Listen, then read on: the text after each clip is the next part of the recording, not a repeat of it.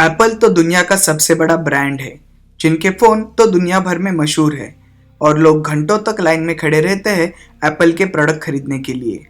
तो आज हम जानेंगे कि एप्पल सच में कितनी बड़ी कंपनी है, उसका इतिहास और उसके बारे में कुछ इंटरेस्टिंग चीज़ें। 1971 में जब स्टीव वॉजनियाक कॉलेज में थे, तब स्टीव जॉब्स हाई स्कूल में पढ़ रहे थे। तब स्टीव वॉजनियाक के दोस्त ने उन्हें स्टीव जॉब्स से मिलाया और किसी ने सोचा भी नहीं होगा कि ये दोनों दुनिया का इतिहास बदल देंगे। स्टीव वॉजनियाक बहुत अच्छे अभियंता थे और कंप्यूटर्स में रुचि रखते थे। उन्होंने सबसे पहले पहला पर्सनल कंप्यूटर बनाया जिसमें कीबोर्ड था और जिसको टीवी से कनेक्ट कर सकते थे। तब स्टीव जॉब्स ने उन्हें यह कंप्यूटर बना के बेचना चालू करने का सुझाव दिया और 1976 में एप्पल की स्थापना हुई। उसके बाद स्टीव वॉजनियाक ने अपने कंप्यूटर को दोबारा पूरी तरह से डिज़ाइन किया। नए एप्पल II में कलर ग्राफिक्स का इस्तेमाल किया गया था और बहुत ज़्यादा बेहतर बनाया गया था। उसके बाद स्टीव जॉब्स ने कई इन्वेस्टर से फंडिंग लेने की कोशिश की और कड़ी मेहनत के बाद उन्हें एप्पल II बड़े पैमाने पर निर्माण करने के लिए पैसे उपलब्ध हुए। उसके बाद एप्पल II को बहुत सफलता मिली।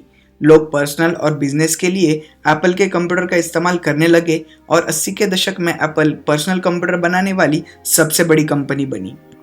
परंतु उसी दौरान IBM ने उनका कंप्यूटर बनाना चालू किया और उस समय एप्पल को कुछ नई सोच के साथ इस मुकाबले का सामना करने की ज़रूरत थी। उसी समय एप्पल के एप्पल III कंप्यूटर्स को इतनी सफलता भी नहीं मिली थी।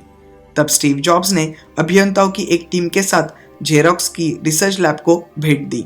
वहाँ पे उन्हें कंप्यूटर का इस्तेमाल करने का नया तरीका मिल गया। पुराने ज़माने में कीबोर्ड की सहायता से कमांड द्वारा कंप्यूटर का इस्तेमाल करते थे, परंतु माउस का इन्वेंशन एप्पल कंप्यूटर्स में नई जान लाने वाला था और उन्होंने नया कंप्यूटर बनाया लीसा, जिसमें माउस का इस्तेमाल किया गया था, परंतु यह बहुत महंगा होने की वजह से ज़्यादा बिक नहीं पाया। उसी वक्त में स्टीव जॉब्स को अपना CEO पद छोड़ना पड़ा और इस वजह से उन्होंने एप्पल से बाहर निकलकर पिक्सार कंपनी, जो एनिमेशन स्टूडियो है, उसे खरीद लिया और नेक्स्ट नामक कंपनी की स्थापना की, जो कंप्यूटर्स के सॉफ्टवेयर बनाने लगी। उसके बाद एप्पल ने बहुत सारे कंप्यूटर मॉडल बनाए, परंतु उन्हें सफलता नहीं मिल पा रही थी। कई सारी कंपनियां कंप्यूटर्स बनाने लगी थी, इस वजह से कंपटीशन भी बढ़ गई थी। 1997 के दौरान एप्पल की स्थिति और खराब होने लगी। एप्पल को सॉफ्टवेयर और कंप्यूटर बनाने वाली कई सारी कंपनियों के सामने स्थिर होने में कठिनाई होने लगी। उनके शेयर्स कम होने लगे और एक वक्त में उन्हें बैंकरप्सी घोषित करने जितनी कठिन परिस्थिति आने लगी। फिर एप्पल ने स्टीव जॉब्स की नेक्स्ट कंपनी खरीद ली और स्टीव जॉब्स की एप्पल में वापसी हो गई। उन्हें CEO बनाया गया। स्टीव जॉब्स ने आते ही कंपनी को एक नई दिशा में ले जाने की शुरुआत की। उन्होंने मैक ऑपरेटिंग सिस्टम की 8 और 9 वर्जन की घोषणा की और कई सारे नए प्रोडक्ट की योजना बनाना शुरू कर दिया। इसी नई सोच के साथ एप्पल प्रगति के नए शिखर चढ़ने लगा और उनके नए प्रोडक्ट काफ़ी बेहतर बिजनेस करने लगे। एप्पल के iPod ने एप्पल का भविष्य बदल दिया। iPod सबसे ज़्यादा बिकने वाला MP3 प्लेयर बना। उसके बाद एप्पल ने कभी पीछे मुड़कर देखा नहीं। 2007 में एप्पल ने iPhone का निर्माण किया और स्मार्टफोन विश्व को हिला के रख दिया। वहाँ से एप्पल का सुवर्ण युग चालू हो गया।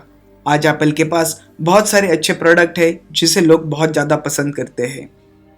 एप्पल आईफोन की सफलता से एप्पल के शेयर आसमान को छूने लगे और एप्पल विश्व का सबसे बड़ा ब्रांड बना। ये तो थी एप्पल की हिस्ट्री, परंतु आज देखते हैं कि एप्पल सच में कितनी बड़ी कंपनी है और उसके बारे में कुछ इंटरेस्टिंग फैक्ट्स।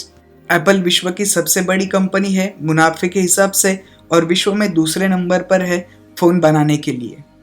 एप्पल में काम करने वालों की संख्या करीब 1,15,000 है।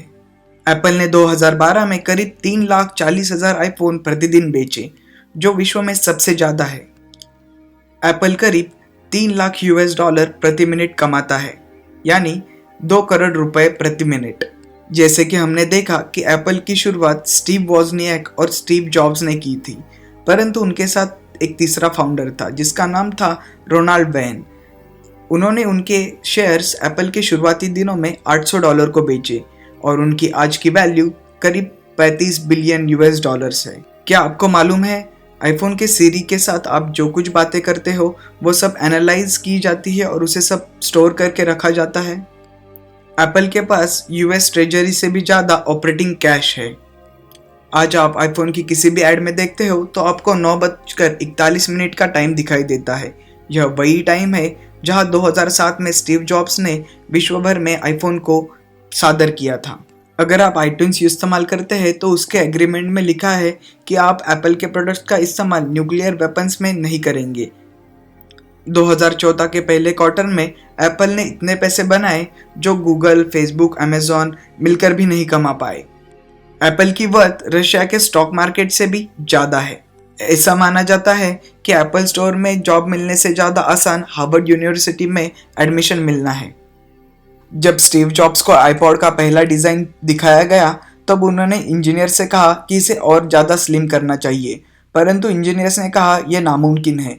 तो स्टीव जॉब्स ने उस आईपैड को फिश टैंक में डाल दिया और उससे एयर बबल्स निकलने लगे और उन्होंने कहा कि इसमें से एयर बबल निकलने लगे हैं, इसका मतलब इसमें एम्प्टी जगह है और इसे और ज़्यादा स्लिम किया जा सकता है। एम्प्लॉयज़ को एम्प्लॉय नंबर देना शुरू हुआ तो स्टीव वॉजनियाक को 1 नंबर मिला और स्टीव जॉब्स को 2। इसके वजह से स्टीव जॉब्स को कुछ अपमानित सबसे दुर्मिल एप्पल कंप्यूटर 1 जो 1976 में स्टीव जॉब्स के गैरेज में बनाया गया था, उसे 2014 में ऑक्शन किया गया लगभग $905 को। एप्पल कंप्यूटर्स के नज़दीक में स्मोकिंग करने से उसकी वारंटी निकल जाती है। एप्पल के आईफोन के फ़ैन तो दुनिया भर में है जो घंटों तक लाइन में खड़े रहकर आईफोन की प्रतीक्षा करते हैं, परंतु जापान में एक एप्पल फ़ैन ने करीब 7 महीने पहले ही आईफोन 6 के लिए लाइन बनाना शुरू कर दिया था।